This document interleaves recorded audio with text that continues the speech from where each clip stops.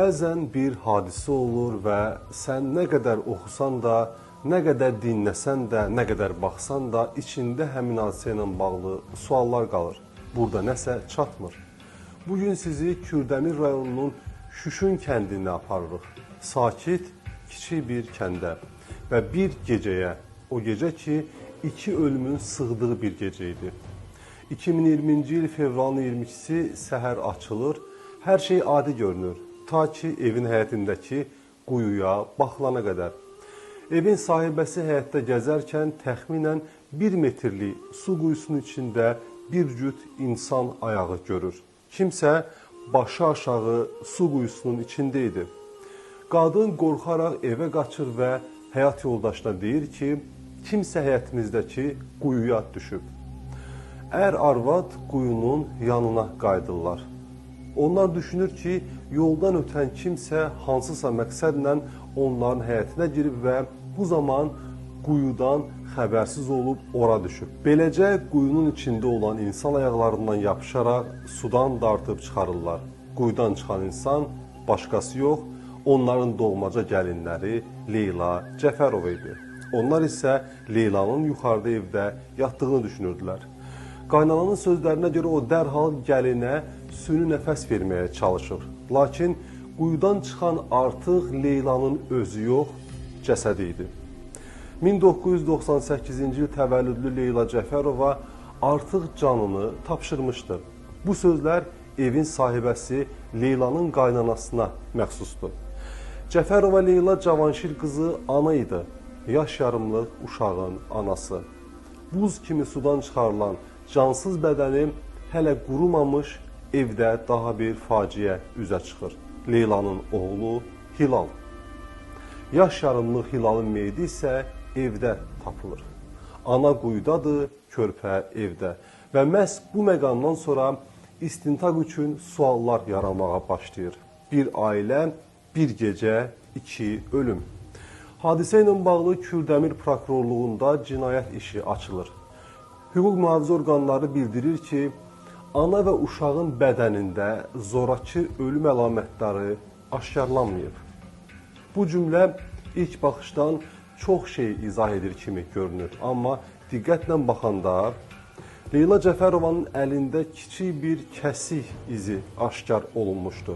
Kriminoloqlar bildirirlər ki, bu kəsik ölümcül deyil. Yəni, Leylanın ölümünə bu kəsik səbəb olmayıb. Bəs sual yaranır. Bu kəsik nə vaxt olmuşdu, niyə baş vermişdi? Hadisədən əvvəlmi, yoxsa quyuya düşdüyü anmı? İstintaqçılar quyunu qurudurlar və dibində bir detal tapılır. Vinil plastik parçası. Ehtimallardan biri budur ki, Leyla quyuya yıxılarkən əlini bu materiala vuraraq zədələyib, yəni kəsib. Bu, rəsmi ehtimallardan biridir. Amma yenə də yalnız ehtimal olaraq qalır. Çünki burada başqa sual doğur. Əgər bu bədbəxt hadisə idisə, Leyla gecə vaxtı yaxud da sübh tezdən niyə quyuya yaxınlaşmışdı? Həm də körpəsini evdə tək qoyaraq. Görəsən o körpəsindən ayrılanda balaca hələ yaşayırdımı? Bəlkə o körpəsinin öldüyünü gördükdən sonra intihar etmişdi. Bəlkə onu da, körpəsini də kimsə öldürüb və izi də beləcə itirmişdi. Hüquq mühafizə orqanları bildirir ki, qətl ehtimalı istisna olunmur. Bu cümlə adətən boş yerə işlədilmir. Ancaq bununla yanaşı Şüşün kəndində baş vermiş bu faciə ilə bağlı heç kim həbs olunmadı. Heç kimə ittiham irəli sürülmədi. Amma ehtimal masada qalmaqdadır. Çünki faktlar tam üst-üstə düşmür. Ana və uşağın ölümü eyni gecədə baş verib, amma fərqli yerlərdə. Bu istintaq üçün həmişə həssas məqam sayılır. Leyla Cəfərovanın həyat yoldaşı Orxan Qəmbərov. Bu obraz öncə hamının diqqətini çəkir. Çünki belə halların qətl olduğu bilinəndə qətlin altına adətən həyat yoldaşları çıxır. Ancaq onun ilkin ifadəsi qısadır. Deyir ki, hadisə zamanı o yatıb, heç nə eşitməyib, heç nə görməyib, onu yuxudan oyadaraq həyat yoldaşı və uşağının öldüyünü bildiriblər. O vurğulayır ki, adətən Leyla səhər tezdən durarmış, yemək hazırlayarmış, sonra isə onu oyadarmış. Bu dəfə isə onu yuxudan faciə xəbəri oyadır. Bu detal istintaq üçün nə deməkdir? Hələlik sadəcə qeyd. Hələlik deyirik, amma hadisənin üzərindən artıq 5 il keçib. Leyla və Orxan əmi uşaqlarıdır. 4 il əvvəl evləniblər. Qonşular deyir ki, ailədə münaqişə olmayıb. Sakit, problemsiz bir ailə kimi tanınıblar. Bu cür ifadələr bəzən şübhələri azaldır. Bəzən isə tam əksinə sualları artırır. Çünki ən səssiz evlərin ən ağır sirləri olur. Bu da ehtimaldır, fakt deyil. Hilal, yaş yarımlıq uşaq. Məlum idi ki, o bir müddət əvvəl bağırsaq keçməzliyindən əziyyət çəkib və əməliyyat olunub. Son aylarda özünü yaxşı hiss etdiyi qeyd olunur. Kənd sakinlərinin dediyinə görə hətta ölümündən cəmi bir gün əvvəl babası ilə evin yaxınlığında topla oynayırmış.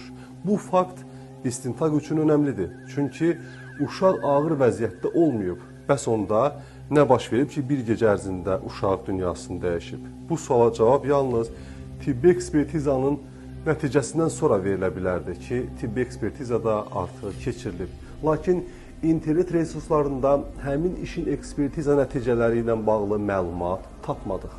Ana və uşağın yumşaq toxumalarından və qanından nümunələr götürülür. Materiallar məhkəmə tibbi ekspertiza və patoloji anatomiya laboratoriyaya göndərilir. Məhz nəticələr ölümün dəqiq səbəbini, ölüm vaxtını və mümkün qədər kənar təsirin olub-olmamasını ortaya çıxara bilən yeganə fenomendir. Bu işdəki son söz ekspertiza olmalıydı. Bu bədbəxt hadisədirmi, yoxsa iki ölüm arasında görünməyən bir bağ var? Hələlik cavab yoxdur.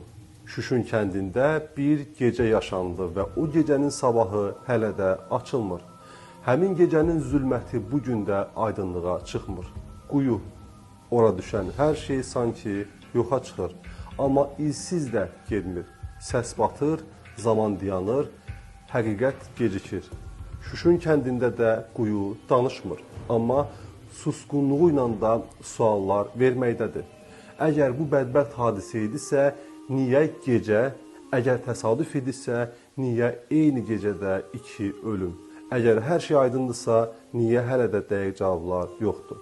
Quyu ona ittiham olunur, nə də bəraət alır. Sadəcə oradadır. Sanki hər şeyi görüb, amma danışmaq istəmir. Bəlkə də bu hadisəni ağır edən məhz budur. Həqiqət hardasa var, amma səsi bizə çatmır. Quyunun dibindədir. Salamat qalın. TV11 YouTube kanalı sərfəli reklam şərtləri təqdim edir. Ay ərzində milyonlarla baxış, milyonlarla insan diqqət istəyirsinizsə, öz məhsullarınızı bizim kanalımızda sərfəli şərtlərlə effektiv şəkildə reklam edə bilərsiniz. Bunun üçün 070 291 78 98 nömrəsindən əlaqə saxlayan, eyni zamanda WhatsApp vasitəsilə yaza bilərsiniz.